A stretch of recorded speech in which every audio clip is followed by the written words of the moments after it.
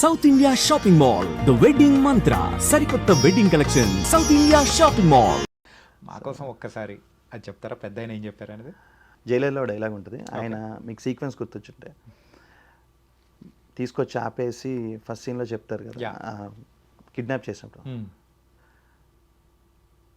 పెద్ద ఆయన ఏం చెప్పాడు? పరిగెడుతూ పాలు తాగాలి పాప, కూడా వచ్చినట్టు తీసుకెళ్ళాలి పాప అని చెప్పాడా లేదా? ఏయ్ 5 నిమిషాలే టైం ఇస్తా, లేదంటే నేనే వస్తా, ఈ కైండ్ ఆఫ్ ఉంటుంది. Thank you. సో అంటే అతను బెస్ట్ యాక్టర్ అతను, ఎందుకంటే ఫేస్లో ఎక్కువ ఎక్స్ప్రెషన్స్ ఇవ్వడు, చాలా సెటిల్డ్గా కామెడీ పండించేస్తారు. ఏస్లో కూడా మీరు చూస్తే by any chance dialogue version wise Vijay Sethupathi గారి కనుక ఇన్ని ఎక్కువ ఉంటాయి డైలాగ్స్, అలా మాట్లాడుతూనే ఉంటాడు, క్యారెక్టర్ అంతా అలా వెళ్తూనే ఉంటుంది. అసలు గ్రేట్ ఎక్స్పీరియన్స్ ఆయన చెప్పండి. నేను నిజంగా చాలా నేర్చుకున్నా.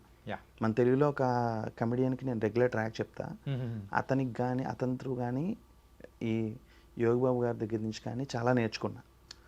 ఎవరు బ్రో?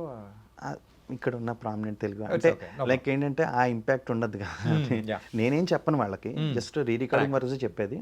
బట్ కమెడియన్స్ చాలా మంది చెప్తాను నేను, ఆల్మోస్ట్ ఒక 7-8 కమెడియన్స్కి నేనే ట్రాక్ చెప్తా.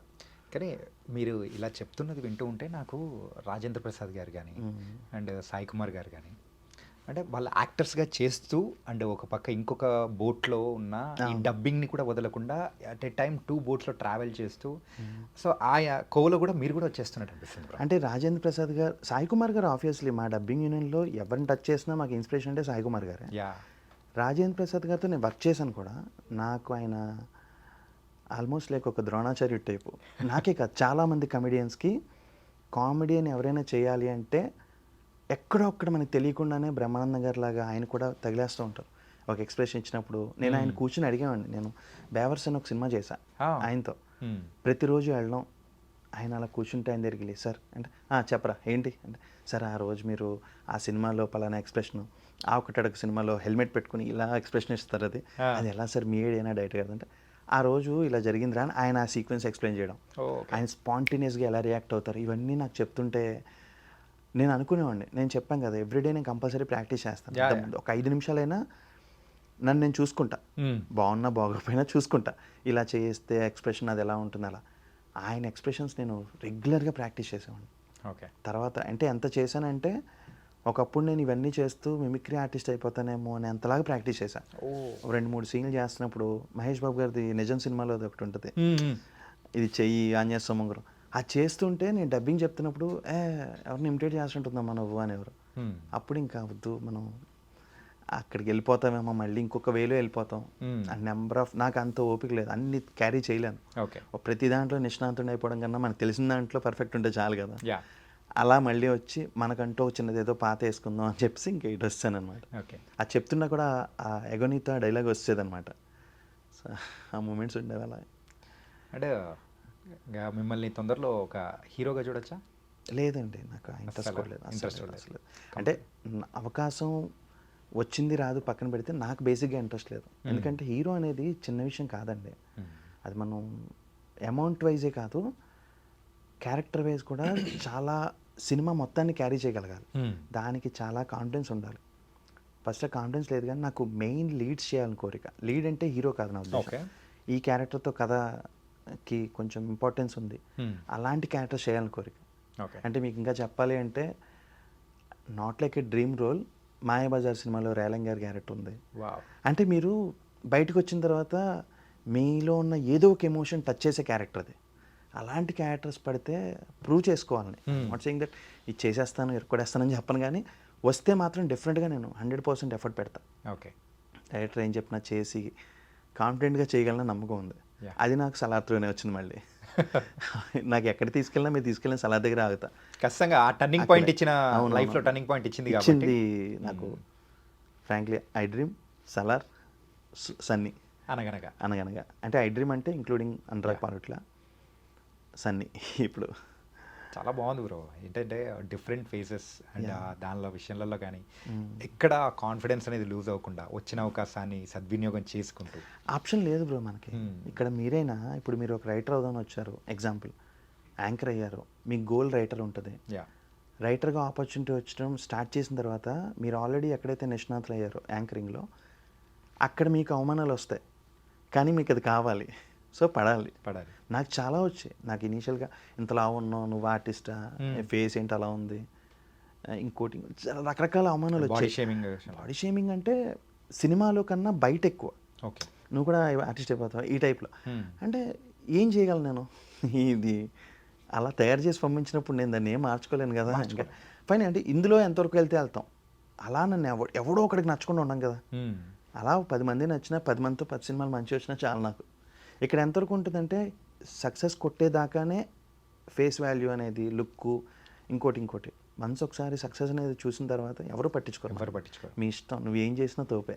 అన్నీ కాదు, యాక్టర్స్ వైజ్ కొంచెం మనం అణిగిమణిగా ఉండాలి కంపల్సరీ. రైట్. నేను ఎరకొడేస్తాం, నేను ఇలా నేస్తున్నా అంటే కుదరదు. అక్కడ ఇండస్ట్రీ ఎవరినైనా తొక్కేస్తే డౌట్ లేదు. అంటే మీరు మాట్లాడుతున్న మాటలు వింటూ ఉంటే ఇన్ఫ్యాక్ట్ నేను చదివాను, మన తమిళ్ యోగి బాబు గారు ఆయనను కూడా ఇంతకుముందు చాలా వరకు కూడా అన్న సందర్భాలు కూడా ఉన్నాయి, కానీ అన్నీ తట్టుకొని సో ఆయన నిలబడ్డారు. హీస్ ఎన్ ఏ గ్రేట్ యాక్టర్గా నిలబడ్డారు. డేట్స్ నాకు తెలిసిన ఒక తెలుగు ఫిలింకి ఆయన ఏప్రిల్లో అడిగితే జూలైలో చూస్తానని చెప్పారు. ఆయన జూలైలో చూస్తానన్నారు. అంత బిజీ ఉన్నారు ఆయన. నాకు డబ్బింగ్ పరంగా లేదా అప్రోచ్ అయితే నువ్వే చెప్తున్నావు కదా అంటే అవ్వక ముందు, ఆయన షూట్ అవ్వక ముందు నువ్వే చెప్తున్నావు కదా అని నాకు గ్రేట్ అచీవ్మెంట్. అంతలా ముందు నన్ను అడగడం కూడా. సో ఆయన అంత బిజీ ఉన్నారు. అంటే అంటూ ఉంటారు రోషానికి, ఇక్కడ మనం ఏం చేయలేం. ఎవరో ఒకళ్ళు మీరు ఏం చేసినా మీ వెనకాల ఏదో ఒకటి వెనకాల లాగుతూ ఉంటారు. అవన్నీ కరెక్ట్ చేసుకుంటూ వెళ్ళే కన్నా అదే చిరంజీవి గారు చెప్పినట్టు చెవిటి కప్పలాగా వెళ్ళిపోతే బెటర్ అంతే. మన పని మనం చేసుకోవాలి, అంతకన్నా ఏం చేయలేం. Nice bro. And me journey కానీ అండ్ చాలా ఇన్స్పిరేషనల్గా ఉంది. అండ్ ఆల్సో వచ్చిన అవకాశాన్ని సద్వినియోగం చేసుకుంటూ నాకు బాగా నచ్చింది ఏంటంటే కొన్ని మనం ఇష్టం లేనిటి కూడా దాన్ని ఎలా తిరస్కరించాలి చాలా సున్నితంగా, అది కూడా చాలా చక్కగా చెప్పారు బ్రో. తప్పదు బ్రో. అంటే కమిట్ అయిన తర్వాత అటు న్యాయం చేయలేం, మనము హ్యాపీగా ఉండలేం. ఎందుకంటే ఇక్కడ కాంప్రమైజ్ అవ్వలేం బ్రో. ఒక్క యాక్టింగ్ విషయం మీరైనా అంతే, ఎవరైనా నచ్చిన పని చేసే చోట కాంప్రమైజ్ అవ్వాలి, ఇంకొకరి కోసం చెయ్యాలి ఇది అనే చోట ఎక్కడైనా ఇబ్బంది ఉంటుంది. కొన్ని తప్పవు, కొన్ని డెఫినెట్గా ఫ్యామిలీ కోసం కొన్ని సినిమాలు చెయ్యాలి, డబ్బుల కోసం చేయాలి. కానీ వచ్చిన అవకాశం మంచిదైనప్పుడు మాత్రం మ్యాక్సిమం నేనైతే డైరెక్టర్ మాట వింటా. వాళ్ళు ఏం చెప్తే చేస్తా. ఎందుకంటే అదే త్రివిక్రమ్ గారి డైలాగ్ లాగా మన లాయర్లో ఒకవైపే చూస్తాను, జడ్జిలో అందరి వైపు చూస్తాడు. సో డెఫినెట్గా నేను ఆ పాయింట్లోనే వెళ్తా. వాళ్ళు చెప్పింది చేసుకుంటూ వెళ్తే మైండ్ పీస్ఫుల్గా ఉంటుంది. ఎవరు బ్రో మీ ఫేవరెట్ డైరెక్టర్? అంటే వీళ్ళని యాజ్ ఆఫ్ నో అని చెప్పను, కానీ నా కెరీర్లో నాకు ఇష్టమైన డైరెక్టర్ అంటే నేను ఎప్పుడు గ్రేట్ అనిపించేది అతను ఇప్పుడు అంత ఫేమస్ కాకపోయినా అనురాగ్ నాకు చాలా ఇష్టం. ఓకే. పెద్ద డైరెక్టర్లు అంటే అందరూ ఇష్టమే, అందరితో వర్క్ చేయాలని ఉంటుంది, వీళ్ళని వాళ్ళని కదా. ప్రశాంత్ సార్తో అయితే ఆయన ప్రతి సినిమా చేయాలని ఉంటుంది. ఎందుకంటే యాక్టర్కి కూడా మీకు ఎక్సైట్మెంటే. సినిమా బయటకు వచ్చాక నా సీన్లు ఏది ఒకలా ఉండవు, అన్నీ కొత్తగా కనిపిస్తాయి. ఓకే. ప్రశాంత్ వర్మ గారు కానీ అలా చాలామంది ఉన్నారు, కృష్ణవంశీ గారు, పూరి జగన్నాథ్ గారు ఉంటే అంటే ఒకనొక పాయింట్లో ఒక్కొక్కరు నచ్చుతూ లేదు నాకు అన్ని పాయింట్స్లో కూడా పూరి గారు అయితే చెప్పక్కర్లే ఆయన అసలు. ఎందుకంటే ఒక ఆర్టిస్ట్కి ఒక ఆర్క్ ఉందంటే అదంతా మార్చేస్తారు ఆయన. అందరూ చాలామంది ఉన్నారు, హరిశంకర్ గారు కానీ త్రివిక్రమ్ గారు కానీ అందరూ. ఒక పేరని కాదు, అప్కమింగ్లో ఉన్నాను కాబట్టి నాకు అందరూ నచ్చాలి అని చెప్పట్లేదు, కానీ నచ్చుతారు, అందరూ నచ్చుతారు. ప్రతి ఒక్కళ్ళలో గొప్పతనం ఉంది చెప్పాలంటే. తెలుగు సినిమాలో ఉన్నంత వెస్టైల్ డైరెక్టర్స్ ఎక్కడ ఉండరేమో మీకు. ఎందుకంటే ఇప్పుడు ఆ స్టేజ్లో ఉండదు కదా. రాజమౌళి గారు తీసుకెళ్ళి అక్కడ కూర్చోబెట్టారు, ఎక్కడో కూర్చోబెట్టారు. ఆ స్టాండర్డ్స్ కూడా పెంచేటప్పటికి మిగతా వాళ్ళు కూడా దాన్ని చేస్తూ చేయాలని వెళ్తుంటే 100% అది అందరితో వర్క్ చేయాలని ఉంటుంది. అవకాశం వస్తే అందరితో వర్క్ చేయాలని ఉంటుంది. అన్ని చోట్ల మనం ఉండలేం కదా. బట్ వచ్చింది మాత్రం సేమ్ యాజ్ అనగనగా ప్రూవ్ చేసుకుంటే వెళ్ళడం అంతే.